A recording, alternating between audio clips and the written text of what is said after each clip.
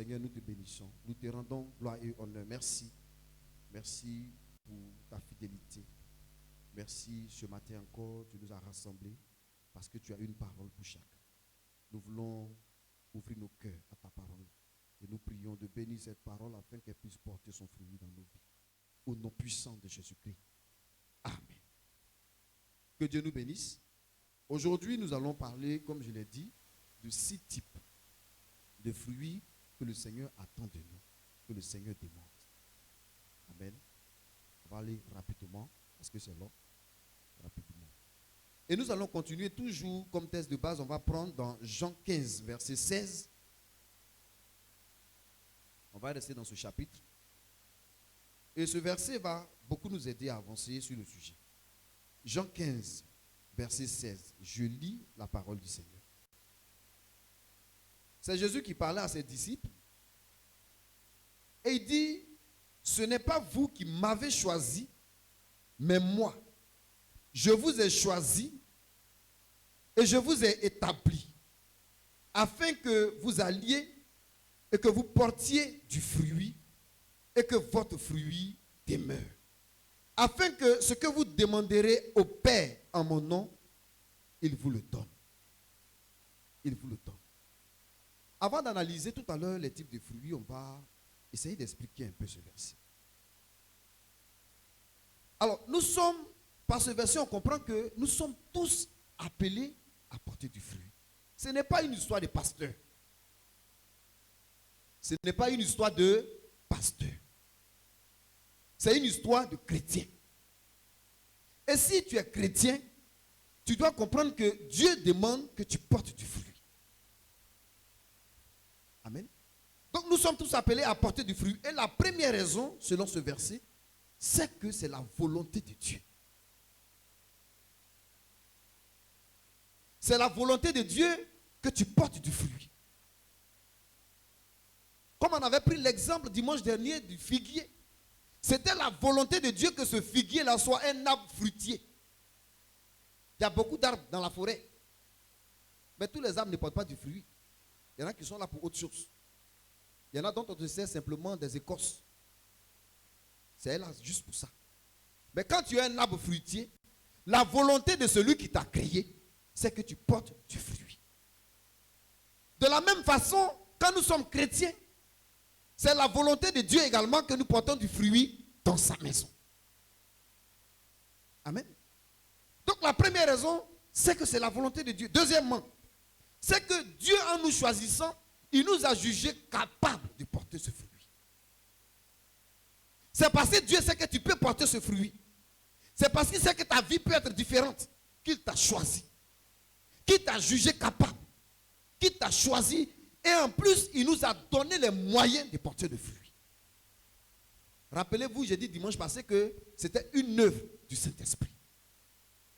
Un chrétien, quand il devient chrétien, un homme plutôt quand il devient chrétien, la première des choses dont il doit être conscient, c'est la présence de l'Esprit de Dieu en lui.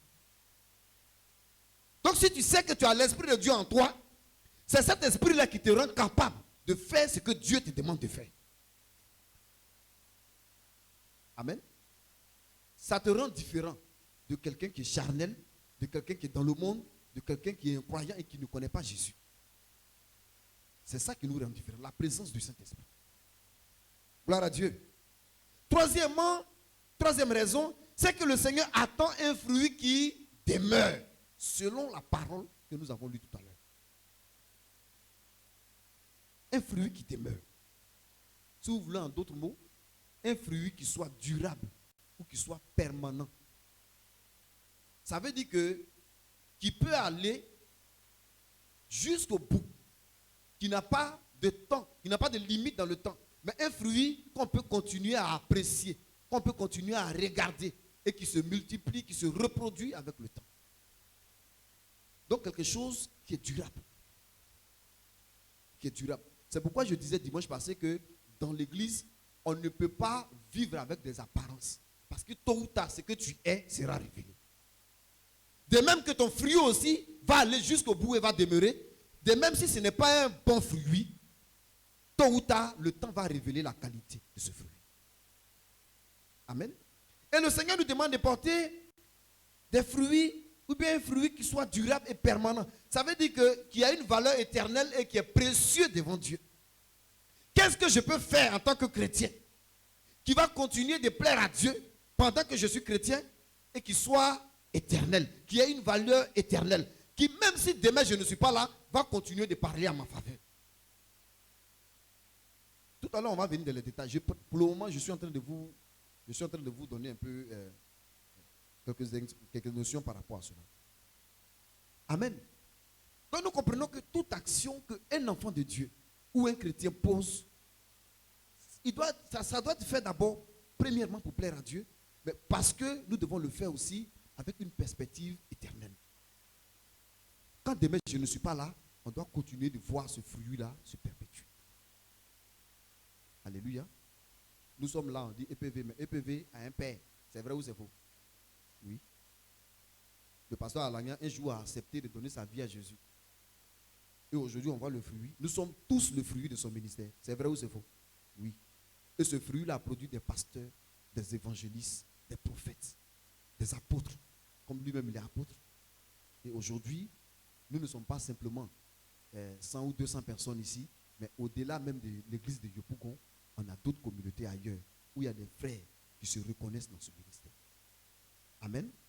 Et ces pasteurs qu'il a formés, ces évangélistes, ces serviteurs, ces responsables, aujourd'hui, sont à leur tour en train de faire d'autres pasteurs, en train de faire d'autres fidèles. C'est ça le fruit qui demeure. En sorte que si demain, le pasteur n'était plus apte à continuer le ministère, mais son fruit continue à demeurer. Continue à demeurer. Une valeur éternelle. Ça veut dire que ça ne peut pas s'arrêter jusqu'à ce que Jésus arrive. Mais quand toi et moi, on nous regarde après tant d'années de conversion, qu'est-ce que les gens regardent pour savoir que ça fait 10 ans qu'on est là? Ça fait 5 ans, ça fait 15 ans qu'on est là. Alléluia. Alléluia. Le Seigneur dit, je vous ai établi. Le mot grec qui vient d'établir, c'est titemi.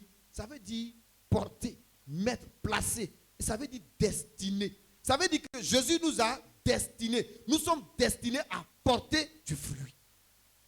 C'est ce pourquoi tu es devenu chrétien.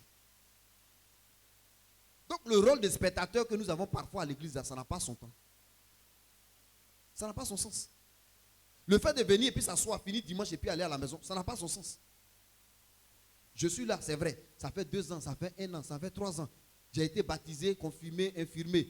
Et puis je suis là, je me suis marié, j'ai fait tout. Maintenant quand je suis là, je fais quoi? Pendant que j'attends que Jésus arrive, je fais quoi? Je fais quoi? Alléluia. Alors quel type de fruit le Seigneur demande ou attend de chacun d'entre nous? Naturellement, le premier fruit que le Seigneur attend, c'est la reproduction de disciple en disciple. Je vais expliquer ça tout à l'heure. En un mot, on peut résumer ça par le fait de faire des disciples ou de gagner des âmes. La reproduction de disciple en disciple. J'insiste sur le mot disciple. C'est différent d'envoyer dans nos églises des sympathisants. Jésus ne nous a pas demandé de faire des sympathisants. Des gens qui viennent, qui sont attachés au bâtiment, au nom de l'église, qui sont attachés à la personne du pasteur. Ce n'est pas de ça que le Seigneur parle. Le Seigneur parle de reproduire des disciples. Ça veut dire que moi, je suis disciple du Seigneur. L'objectif que je dois viser, c'est de moi-même encore faire d'autres disciples. Pas des sympathisants. Pas des gens qui viennent simplement à l'église. Amen. Mais pour faire des disciples, c'est là où le fruit est important. Il faut qu'on soit soi-même un modèle à reproduire. Ça veut dire que pour que quelqu'un te suive dans ce que tu es en train de faire là, il doit voir en toi un modèle. Alors que ce n'est pas ce que nous voyons aujourd'hui. La réalité aujourd'hui dans l'église du Seigneur, c'est qu'on a juste réussi à moderniser nos églises. Quand tu vois aujourd'hui, on a modernisé l'évangile. Tout ce qui est là aujourd'hui, c'est numérique. On a des appareils, dernière génération. On a aujourd'hui tout ce qu'il faut pour attirer les gens des temples climatisés. Mais en réalité, nous-mêmes là, est-ce que nous sommes des modèles de foi? ce qu'on utilise aujourd'hui pour attirer les gens dans l'église, ce n'est pas le modèle de notre foi. C'est ces bâtiments luxueux dans lesquels aujourd'hui on a décidé de prier Dieu. Mais ça, le ventilateur, le climatiseur, toutes ces choses-là, c'est des choses qui sont appelées à passer. Donc quelqu'un peut être là. Parce que quand il écoute la parole de Dieu, il y a la fraîcheur du climatiseur qui est sur son corps. Mais est-ce que la parole qui est prêchée rentre dans son cœur? C'est ça la différence. Amen. Et croyez-moi, on se reproduit facilement en disciples quand on est soi-même un modèle de foi à imiter. C'est ce que Paul a demandé à Timothée. Ça veut dire que tant que toi-même, quand tu es un modèle, les gens n'ont pas besoin d'écouter trop tout ce que tu es en train de, tous les versets bibliques. On regarde ta vie et puis on a envie de faire comme toi. Ce type de fruit-là, il demeure. Ce type de fruit-là, il va longtemps, il dure longtemps. Il est permanent. Il est permanent. Nous-mêmes, on est parents, non? Pour ceux qui sont parents, parfois, on n'est pas trop content de nos enfants quand il ne faut pas comme nous. C'est vrai ou c'est faux? Et Dieu qui nous a créés. La Bible dit que Christ est venu pour nous montrer l'image du Dieu invisible.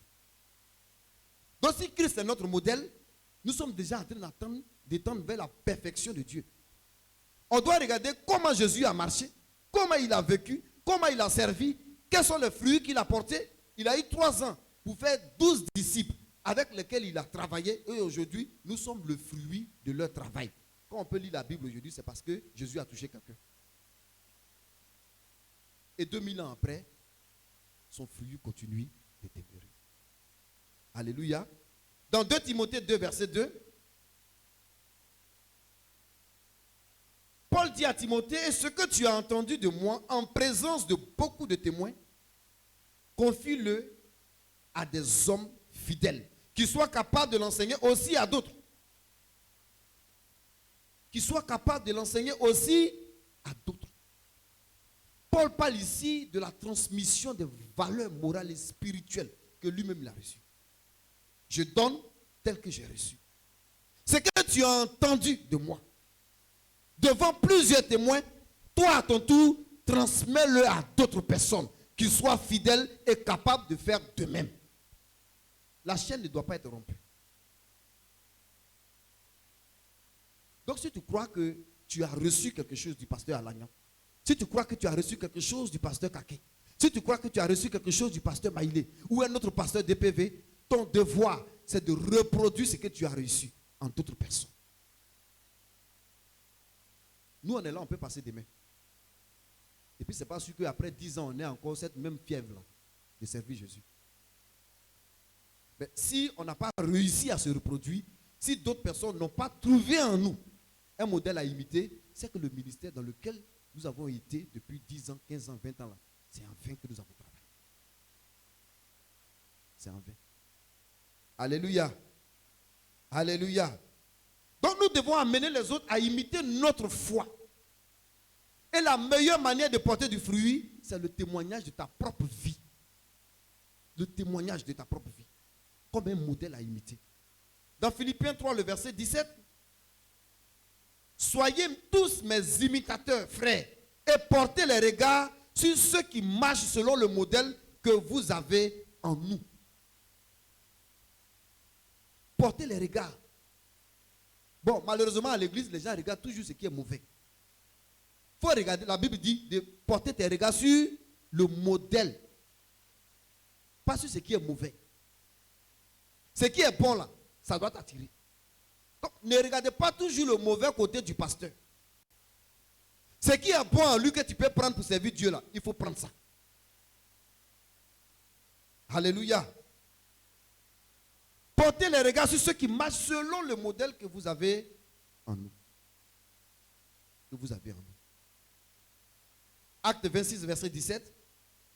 Je t'ai choisi du milieu de ce peuple et du milieu des païens vers qui je t'envoie, afin que tu leur ouvres les yeux pour qu'ils passent des ténèbres à la lumière et de la puissance de Satan à Dieu, pour qu'ils reçoivent par la foi en moi le pardon des péchés et l'héritage avec les sanctifiés. Vous voyez également qu'une autre dimension de faire des disciples, c'est proclamer la parole de Dieu. Proclamer la parole de Dieu. Amen. Pendant cette crise-là, on a pu remarquer que des chrétiens répondent facilement à l'appel des leaders politiques. Ce n'est pas mauvais. Nous, on n'est pas là pour juger vos bords.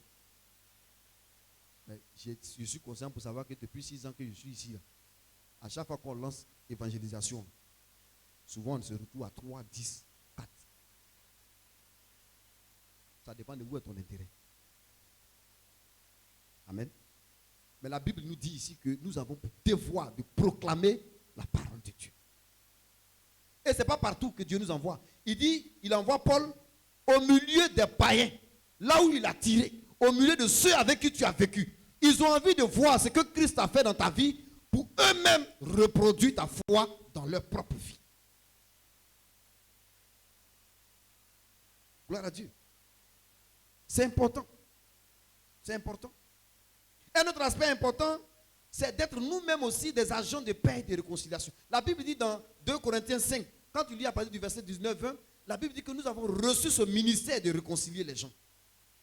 Donc un chrétien aussi, tu peux gagner une âme par ta manière de communiquer avec les gens. Être un vecteur de paix, quelqu'un qui rassemble, quelqu'un qui apporte la paix. Quelqu'un qui sait communiquer avec les autres. Quand il y a un palabre quelque part, toi tu dois être celui qui vient pour calmer, pour baisser la température. Tu ne dois pas être quelqu'un qui vient pour alimenter les querelles, pour alimenter les commérages. Ce n'est pas ton rôle. Ce n'est pas ton rôle. Alléluia. Alléluia. Maintenant, au-delà de toutes ces choses, j'ai parlé de l'évangélisation, faire des disciples et autres. Mais il y a tout ce que nous pouvons faire dans la maison de Dieu. Peut-être certainement que nous ne jugeons pas trop utile parce qu'on pense que c'est dégradant. Mais le fait, c'est quoi? Je peux balayer aujourd'hui dans l'église ou faire autre chose dans le temple. Peut-être que ce n'est pas une tâche qui est assez honorable que se tenir à la chaire comme le pasteur pour prêcher. Mais le fait que je balaye et que je sois fidèle dans ce que je fais, vous savez ce que ça produit? Ça me rend essentiel. Ça ne me rend pas irremplaçable, mais ça me rend essentiel. Et vous allez voir que quand je ne suis pas là, le temple ne peut pas être balayé. Pas parce que les gens sont habitués à ce que je le fasse. Et puis maintenant, quand quelqu'un d'autre essaie de le faire, on dit, ah vraiment, si la sœur Tan était là, elle aurait fait les choses différemment.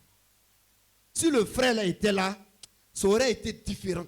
Pas parce qu'il est irremplaçable, mais le fruit qu'il a laissé parle pour lui.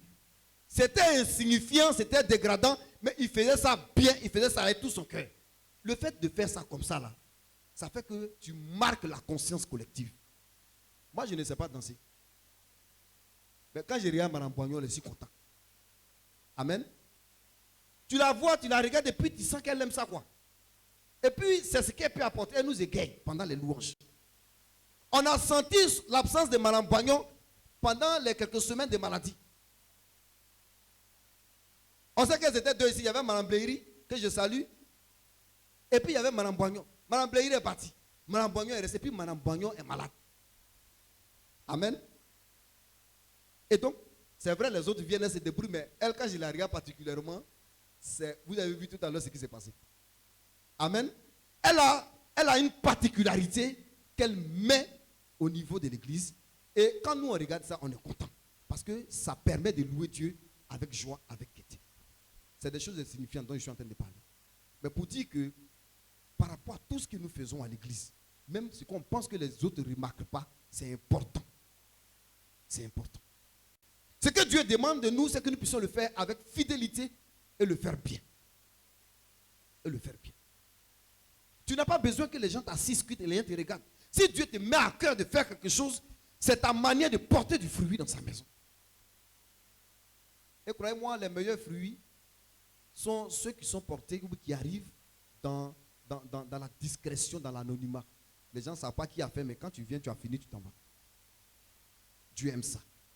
Parce qu'il sait que tu fais ça pour lui. Gloire à Dieu. Deuxièmement, c'est manifester le fruit de l'esprit. Le fruit de l'esprit, je ne vais pas trop parler de ça parce que tous les éléments du fruit de l'esprit peuvent constituer une étude spécialement pour ça.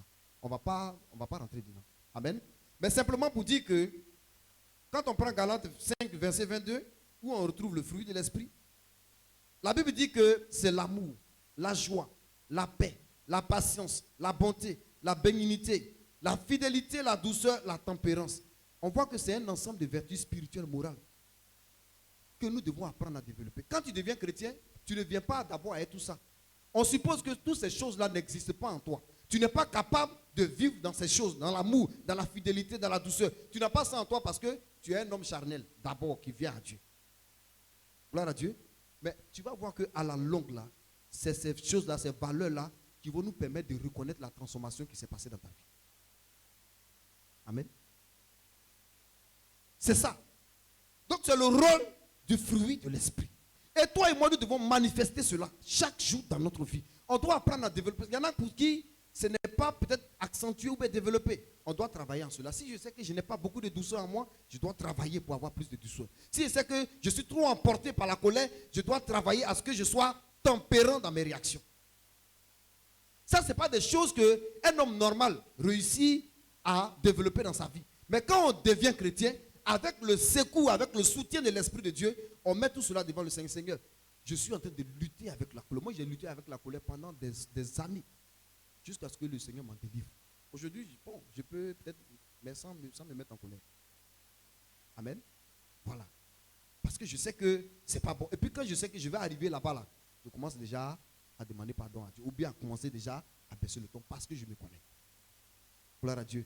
Donc c'est une lutte qui est en nous. Qui est en nous. Ce n'est pas facile. Mais on fait notre effort pour développer ces valeurs en nous. Et c'est important. Gloire à Dieu. Quand tu viens à l'église, tu ne viens pas avec tout ça. Mais c'est ça que nous on regarde pour savoir si tu es un chrétien. Donc pendant que tu es là, tu dois commencer à manifester ce fruit-là dans ta vie. Il y a 9, je crois. C'est ça, non? 9. Et tu peux prier pour que chaque fruit soit évident dans ta vie. C'est important. Gloire à Dieu. Troisièmement, le fruit de la sainteté. La Bible parle du fruit de la sainteté.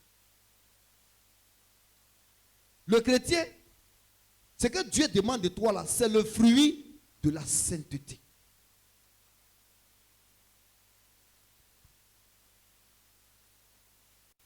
Dans Romains 6, 22. Mais maintenant, étant affranchi du péché et devenu esclave de Dieu, vous avez pour fruit la sainteté et pour fin la vie éternelle. Je relis. Mais maintenant, étant affranchi du péché et devenu esclave de Dieu, vous avez pour fruit la sainteté et pour fin la vie éternelle. La Bible parle ici de notre obligation à abandonner le péché. Mais maintenant, mais aujourd'hui que tu es chrétien, mais pendant que tu es en relation avec Dieu, la Bible dit que tu as été affranchi du péché. Et désormais, tu es devenu esclave de Dieu. Un esclave, c'est celui qui obéit à celui à qui il est soumis. Donc quand ta soumission à Dieu est totale, tu dois pouvoir trouver la force aussi d'abandonner le péché qui t'a toujours mis en esclavage. Tu as changé de maître. Tu n'obéis plus à la chair. Tu n'obéis plus à tes envies, à tes passions passées. Désormais, tu es un homme qui a été recréé, régénéré par l'Esprit du Seigneur. Et désormais, quand tu vis, toute ta volonté, c'est de plaire à Dieu. Amen. Laissez-moi vous dire quelque chose. On doit comprendre que Dieu est tolérant envers nous par rapport au péché. Quand nous sommes encore dans un temps d'ignorance, ça veut dire que tu ne sais pas ce que tu fais. Et Dieu attend que sa parole fasse son effet dans ta vie, jusqu'à ce que tu changes de vie. Et que par la repentance, tu commences maintenant à rentrer dans une nouvelle relation avec Dieu. Dieu est capable d'attendre le temps qu'il faut pour que tu deviennes un bon chrétien. Mais une fois que tu es chrétien, Dieu te juge et te condamne parce que tu deviens responsable de tous les actes que tu poses. Donc, c'est ce sentiment qu'on a avec nous, dans nos cœurs, de dire non, je vais faire ça et puis après je vais demander pardon à Dieu là. C'est un faux problème. Et beaucoup sont en train d'enseigner les gens à diluer le mal dans leur cœur.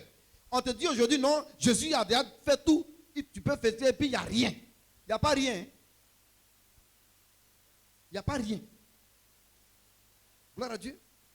La Bible dit que ce que le Seigneur attend de nous, c'est le fruit de la sainteté. C'est un fruit qui nous suit tous les jours dans notre relation avec Dieu jusqu'à la fin, jusqu'à ce que Jésus arrive. Tu ne vas pas être parfait du jour au lendemain. Mais Dieu regarde ta volonté. Je vous ai dit ici une fois que Dieu ne nous juge pas automatiquement à nos actes. Il juge nos intentions. Parce qu'il y a des choses qu'il sait qu'on peut faire par ignorance. On peut faire ça, même si on n'a pas envie de le faire, mais on peut le faire par ignorance. Ou même ça peut être dans un état de faiblesse. Il tient compte de ça. Mais il attend que nous puissions nous relever, qu'on demande pardon et que nous soyons restaurés. Si tu restes dans ça et que tu continues de pratiquer le mal, il ne faut pas t'attendre à ce que la grâce que Jésus a déposée sur nous, là, que ça continue d'être avec toi pendant que tu es dans le péché. Pendant que tu pratiques le péché. Tu deviens responsable de tous les actes que tu vas poser en tant que chrétien. Amen. On va vous dire ça comme ça et c'est clair. Des gens vont vous embobiner pour dire qu'on ne perd pas le salut. Mon ami, pourquoi, quand tu as eu le salut, pourquoi tu veux risquer de perdre ça? Pour savoir si ce que les gens sont en train de dire c'est vrai ou c'est faux. J'ai mon salut avec moi, j'ai la conscience que je suis sauvé, ça suffit. Je n'ai pas besoin de savoir si je dois perdre ça ou je ne dois pas perdre ça. Ce n'est pas un bijou. Amen. On est en train de parler de notre éternité. On est en train de parler de quand demain tu ne seras pas là, où tu vas vivre éternellement.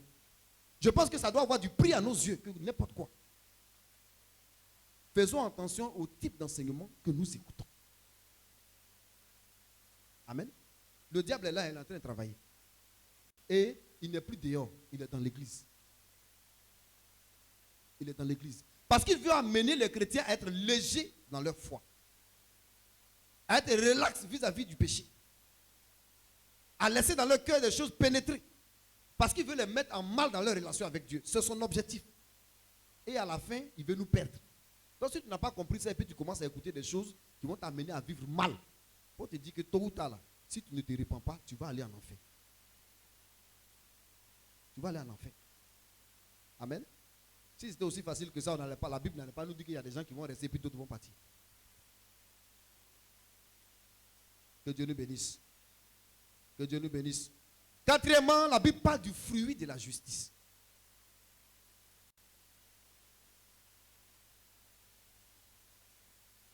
La justice, c'est tout ce que Dieu approuve. Je vais définir ça aussi simplement pour qu'on puisse comprendre. C'est aussi notre capacité à marcher et à vivre dans la vérité et dans la droiture. La Bible nous appelle justes. C'est parce que la Bible nous juge capables de marcher dans la vérité et dans la droiture. De faire tout ce que Dieu approuve. Tout ce que Dieu aime. Et dans Philippiens 1, versets 9 à 11,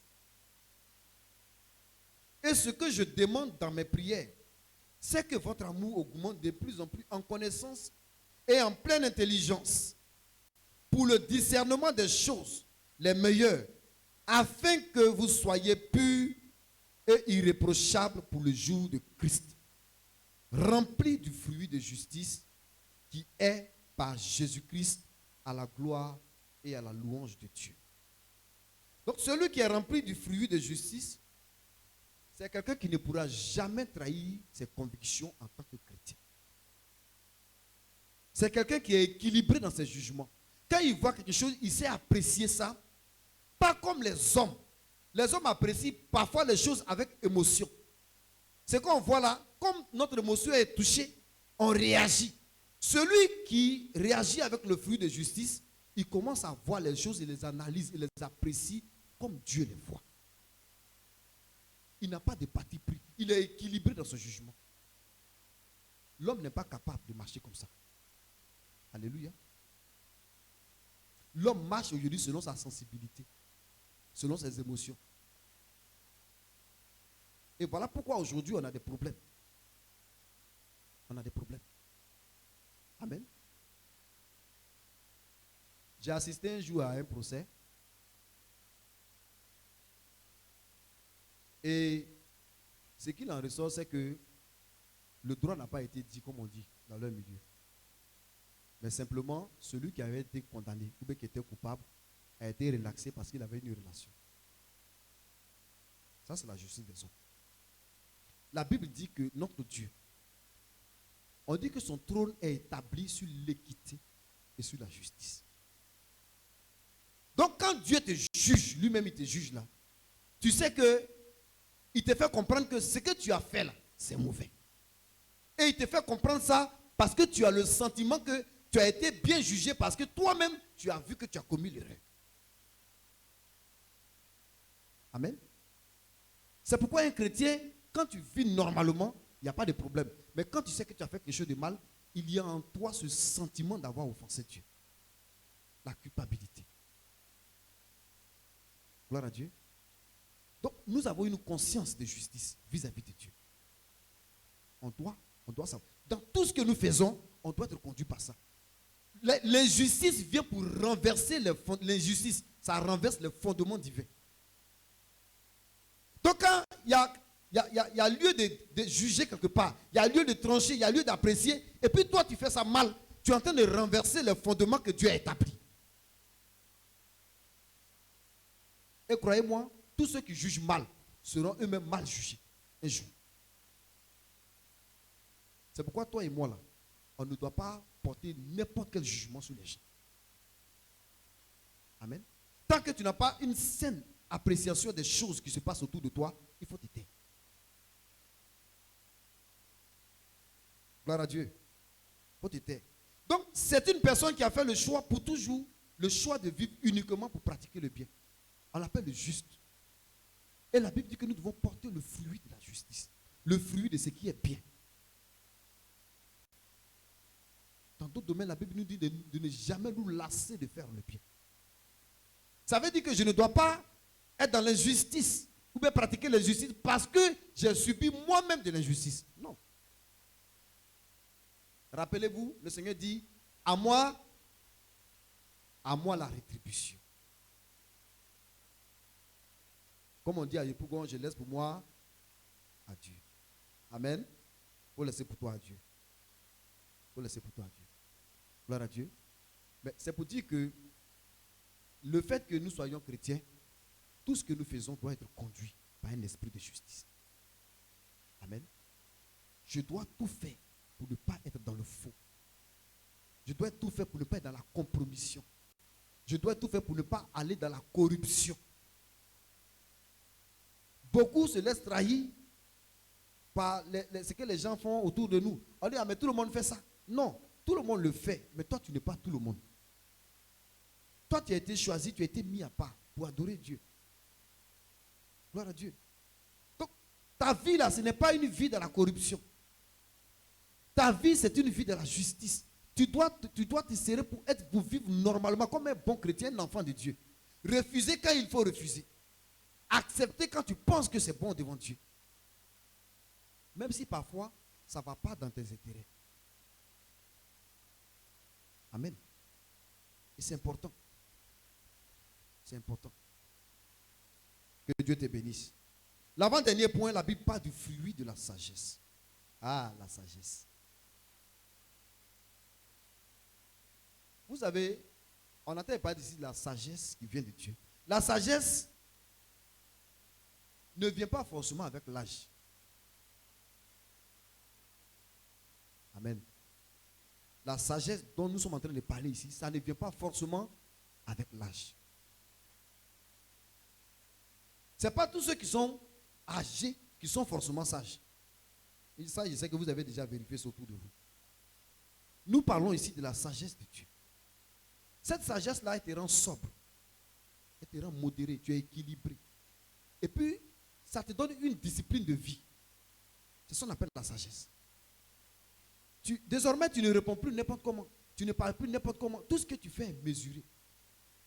Il y a des gens, par manque de sagesse, ils ont détruit une carrière. Par manque de sagesse, il y en a même qui ont détruit leur foyer. Je connais une dame là, par manque de sagesse, elle a voulu écouter les gens, ce que les autres la disent, parce qu'elle n'était pas contente de son mari. Aujourd'hui, elle est au Dieu là-bas. Le monsieur s'est remarié. Par la sagesse, tu as renversé ton mariage. Et ça, je vais parler à nos mamans qui ont des époux qui ne sont pas chrétiens. Faites attention. La manière dont toi tu vois la Bible, ce n'est pas comme ça le monsieur voit ça. Si tu n'uses pas de sagesse pour gagner ton mari à Christ dans la patience, un matin tu vas te retrouver au Dieu. Gloire à Dieu. Je vous dis ça honnêtement. Hein. Et puis ça, ce n'est pas une histoire Non, le pasteur va faire. Le pasteur ne peut rien faire. C'est lui qui t'a marié, il est ton premier responsable. Si tu n'es pas sage pour savoir comment tu vas gérer ta maison, comment tu vas gérer ta relation avec ton mari, tu vas te retrouver dehors. Je prends cet exemple-là comme ça. Hein. Pas parce que je suis focalisé là-dessus. Mais beaucoup ont détruit aujourd'hui une relation dans le mariage à cause du manque de sagesse. Il y a des gens même qui ont réussi à briser la foi de certains autres chrétiens dans l'église par manque de sagesse. Tu peux faire aujourd'hui que quelqu'un, par manque de sagesse, peut ne plus venir à l'église. Et on a chassé plusieurs personnes comme ça, par manque de sagesse. On les a enlevés à l'église. Ou bien on les a découragés pour les empêcher de servir Dieu comme ils voulaient. Parce qu'on n'a pas utilisé la sagesse. Alléluia. La Bible dit le fruit de la sagesse. Le fruit de la sagesse. Donc tu dois être sobre. Tu dois être modéré, équilibré, avoir une discipline. Une discipline. Savoir dire quoi aux gens. À quel moment. Savoir faire quoi. À quel moment. Tout ça, c'est la sagesse. Gloire à Dieu. Nos décisions, nos choix doivent être quoi? Objectifs. Tes choix doivent être objectifs. Tes décisions doivent être objectives. Ce que tu dis là, c'est important. Beaucoup parlent sans réfléchir. Beaucoup font des choses sans réfléchir. Mais quand tout ce que tu fais, tes actions ne sont pas le fruit d'une réflexion, il y a de fortes chances que tu te trompes. Tu n'as pas utilisé la sagesse. Alléluia. On doit faire attention. On doit faire attention. Amen. Et sachant que le fruit de la sagesse, ça donne la grandeur. Quand tu es sage, tu es grand. Ce n'est pas l'âge là. Ce n'est pas l'âge. Je voulais ouvrir une parenthèse rapidement. Pour parler un peu du problème de la Côte d'Ivoire. Quand je parle de la sagesse, et puis je dis que ce n'est pas l'âge. Depuis 30 ans, moi j'ai suivi un peu les choses. Depuis 30 ans, on était encore jeune. Le multipartisme est arrivé en Côte d'Ivoire. Tous ceux qui sont impliqués dans l'affaire de Côte d'Ivoire, le moins âgé peut être autour de 65 ans. C'est vrai ou c'est faux? Ça fait 30 ans qu'on est dans le problème de Côte d'Ivoire. Parce que tous ne veulent pas écouter la sagesse qui vient de Dieu. Amen.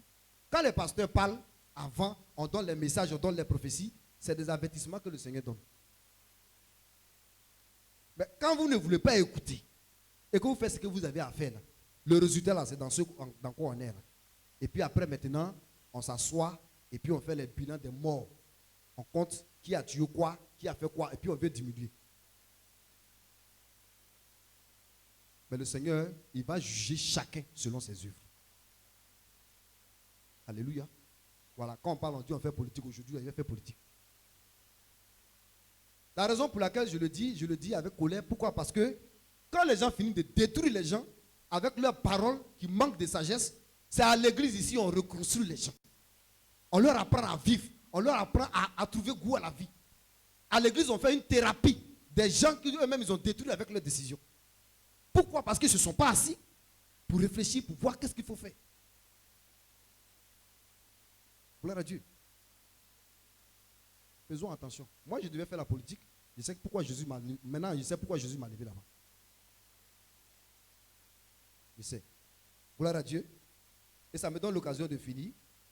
La Bible dit, Jacques 1, verset 5, si quelqu'un d'entre vous manque de sagesse, qu'il la demande à Dieu, qui donne à tous simplement et sans reproche, et elle lui sera donnée.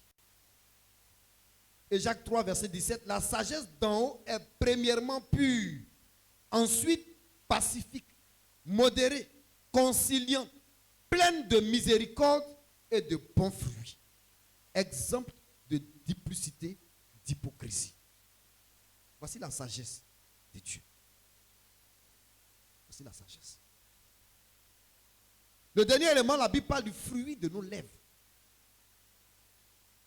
On a détruit beaucoup de vies avec les paroles de nos bouches. C'est vrai ou c'est faux?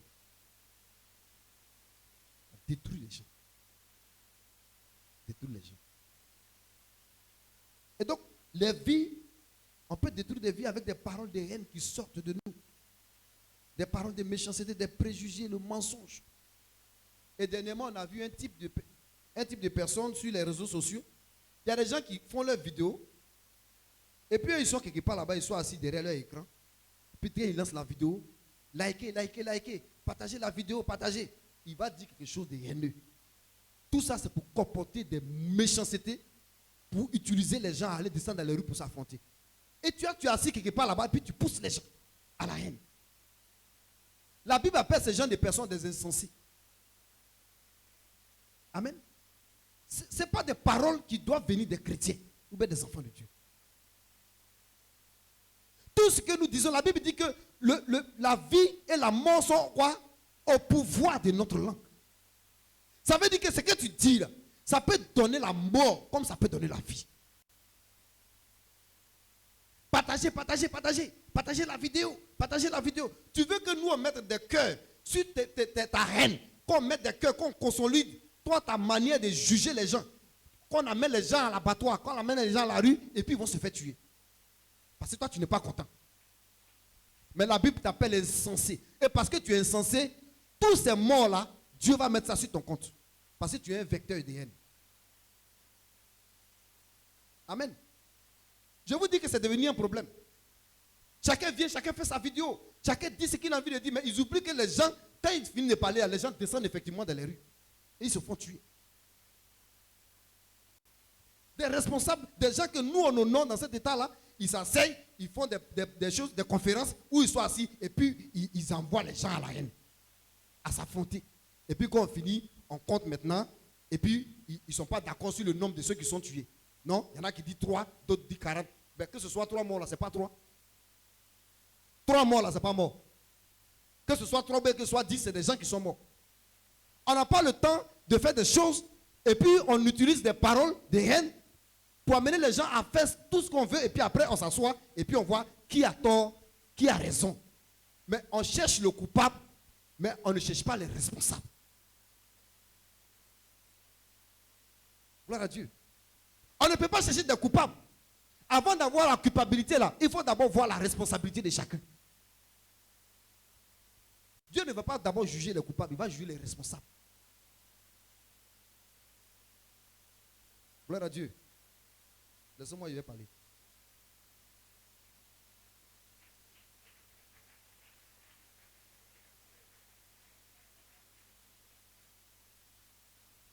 Éphésiens 4, le verset 29. Qu'il ne sorte de votre bouche aucune parole mauvaise. Mais s'il y a lieu, quelques bonnes paroles qui servent à l'édification et communiquent une grâce à ceux qui l'entendent. Voici ce que la Bible dit. De la parole qui sort de la bouche de quelqu'un. On dit ta parole doit communiquer la grâce, doit envoyer la paix, doit apaiser les cœurs. Voici ce à quoi nous sommes appelés. Et particulièrement dans ces périodes-là, je pense que toi et moi, Dieu doit nous utiliser par rapport à ces genre de choses. Amen. C'est ça. Le rôle du chrétien, c'est ça aujourd'hui. Comment faire pour que ceux qui sont détruits par les paroles, par ces choses-là, arrivent aujourd'hui à reprendre goût et à trouver une raison de continuer à avancer. On doit avoir des paroles de consolation, des paroles qui glacent le cœur des gens, comme on le dit, qui les apaisent dans leur douleur. C'est ça qui est important. Et puis pourquoi finir de tuer les gens et puis après on va s'asseoir pour causer? Ça n'a pas de raison. Colossiens 4, 6. Que votre parole soit toujours accompagnée de grâce, assaisonnée de sel, afin que vous sachiez comment il faut répondre à chacun. À chacun. Que Dieu nous bénisse. Amen. Donc vous voyez que notre responsabilité, en tant que chrétien dans le monde, c'est d'utiliser la parole de Dieu, d'utiliser notre vie, d'utiliser notre témoignage pour marquer la conscience des gens. Amen. En parlant de porter du fruit, la Bible est en train de nous appeler à faire tout ce qui est de notre possible pour impacter la vie des gens.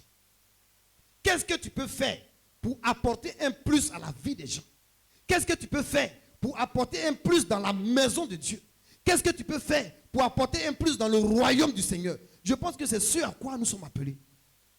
Et chacun, comme on a dit, n'a pas le même don, n'a pas les mêmes capacités. Mais chacun, à son niveau, est appelé à faire quelque chose de particulier pour atteindre cet objectif. Dans quoi Dieu veut t'utiliser? Dans quoi Dieu t'appelle à porter du fruit? Qu'est-ce que le Seigneur te demande de faire?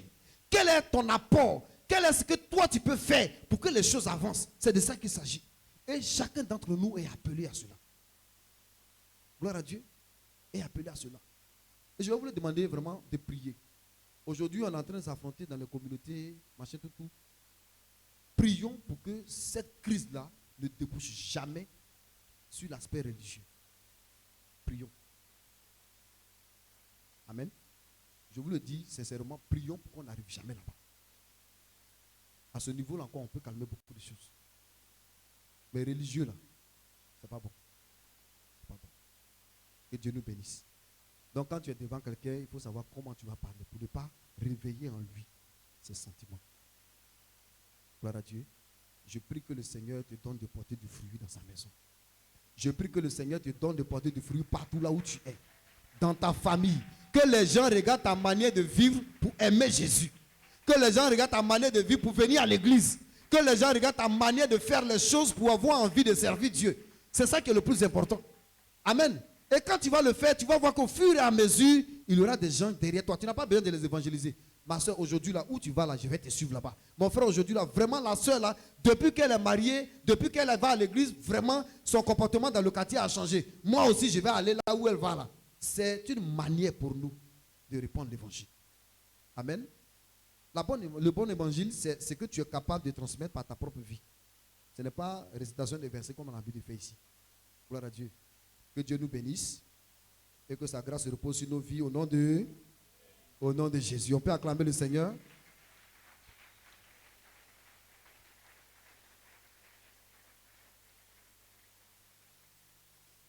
Que Dieu nous bénisse. Bien-aimé, tu vas prier. Tu vas prier, tu vas recommander ta vie au Seigneur. Amen. Nous sommes en train de terminer l'année. En termes de bilan spirituel, 2020 est en train de finir. Bientôt, on rentre en décembre. Quand tu t'assois là, cette année-là, en ton âme et conscience, tu as fait quoi pour Dieu?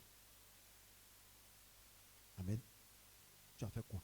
Quel a été ton bilan spirituel de cette année 2020? Si Jésus devait venir maintenant là, sur quoi il va te juger? Qu'est-ce qu'il va regarder pour dire que cette année-là, tu as travaillé pour Dieu? Que tu l'as adoré, que tu l'as aimé, que tu l'as servi. Gloire à Dieu. Je dis ça pour que tu commences à réfléchir. Amen. Nous allons prier. Nous allons prier, nous allons commencer par demander pardon au Seigneur. Il y a des choses que Dieu attend de toi. Depuis, tu es en train de lutter avec ça. Il y a des domaines où Dieu veut t'utiliser véritablement. Mais tu es en train de lutter avec ces choses. Même au niveau même de ton propre comportement. Il y a les choses que le Seigneur te demande d'abandonner. Jusqu'à présent, tu es encore en train de lutter avec ces choses. Ce matin, tu vas déposer cela devant le Seigneur. Tu vas demander pardon. Tu vas demander pardon. Peut-être qu'à cause de toi, dans ton quartier, des gens ne veulent même plus venir à l'église. Ils sont découragés. À cause de ta manière. Ce n'est pas un bon fruit. Gloire à Dieu. Ce matin, chacun va prier pour toi. Peut-être que tu as appelé à l'évangélisation. Cette année-là, tu n'es même pas sorti. Tu n'as pas annoncé Jésus à quelqu'un. Tu n'as pas proclamé sa parole. Dans l'église, on est en train de finir une année. Jamais on ne t'a vu dans quoi que ce soit. Tu n'es pas impliqué dans la vie de l'église. Personne ne te connaît. Quand tu viens, tu finis, tu t'en vas. Chacun va prier ce matin. Il va demander pardon au Seigneur. Demander pardon au Seigneur. Vous savez, lui qui porte du fruit partout là où tu te trouves.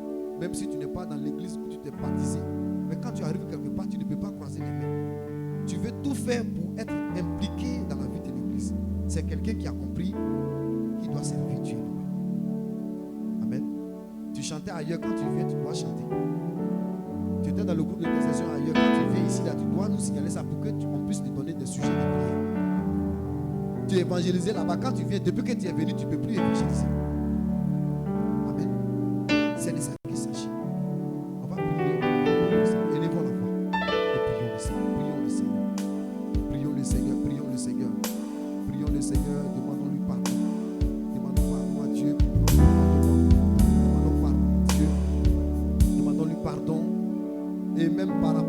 choses que nous avons citées tout à l'heure. Demandons pardon au Seigneur. Nous avons manqué de sagesse dans certaines choses. Demandons pardon à Dieu.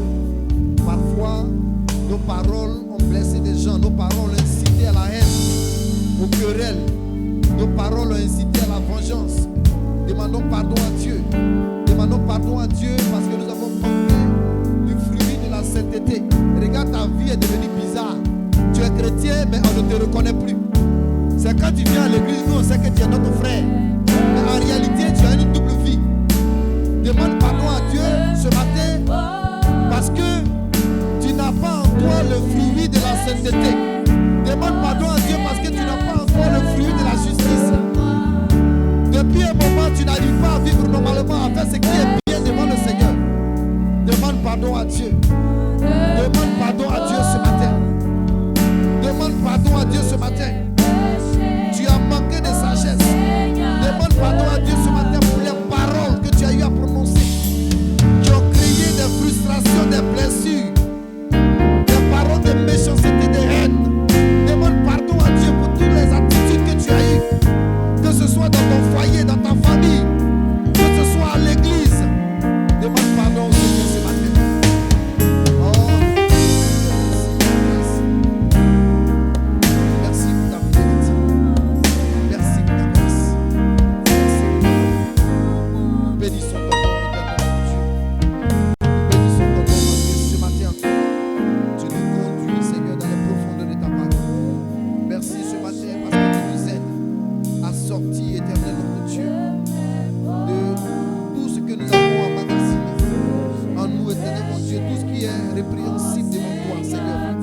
Nous n'avons pas manifesté le fruit de l'esprit. Nous voulons te demander pardon parce que depuis que nous sommes là, nous n'avons pas encore gagné des âmes, nous n'avons pas fait des disciples. Nous voulons te demander pardon parce que nous avons manqué de sagesse. Merci, éternel Dieu, parce que ce matin tu nous relèves, parce que tu nous aides ce matin à répondre, parce que tu nous aides à nous relever ce matin. Au nom puissant de Jésus-Christ. Et ton nom de fidélité. Et ton nom de grâce. Béni soit ton nom éternel. Merci. Gloire et honneur à toi. Au nom de Jésus-Christ. Merci Seigneur. Louange à toi éternel notre Dieu. Au nom de Jésus. Merci Seigneur. Merci éternel Dieu. La dernière prière, tu vas prier, tu vas dire au Seigneur, révèle-moi tout domaine de ma vie où je dois porter le fruit. Amen. Que Dieu te révèle cela. Que Dieu te révèle cela. Ça a été ma prière dans un moment de jeûne que j'ai pris dernièrement. J'ai demandé au Seigneur, je ne veux pas être vu en moi-même. Je me vois comme je me juge. Mais je veux que tu me montres réellement comment toi tu me vois. Amen. Comment toi tu me vois? Quelles sont les choses que tu vois en moi que je dois corriger? Quelles sont les choses que tu vois en moi qui sont bonnes ou mauvaises? Quelles sont les choses que tu vois en moi que je dois améliorer? Je ne veux pas me contenter de ce que les gens disent, mais je veux savoir ce que toi tu dis de moi. Amen. C'est ce type de prière qui nous envoie réellement dans une véritable consécration. Pour prier le Seigneur ce matin. Pour le Seigneur, Seigneur, révèle-moi tout domaine de ma vie où j'ai besoin de porter du fruit, où j'ai besoin de manifester ta volonté, où j'ai besoin de faire des choses que tu aimes. Élève la voix et commence à prier le Seigneur. Commence à prier le Seigneur. Prie pour ta vie. Prie pour ta vie ce matin. Prie pour ta vie.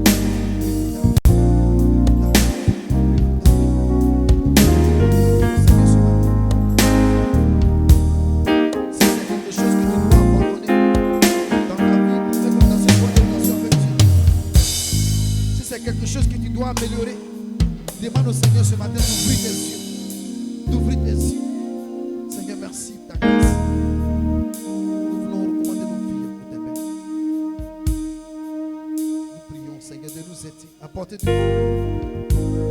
Tu as dit que notre fruit doit demeurer. Notre fruit doit durer. Elle doit avoir une valeur éternelle. Nous prions, Seigneur, de nous aider. Là où tu veux que nous puissions porter du fruit.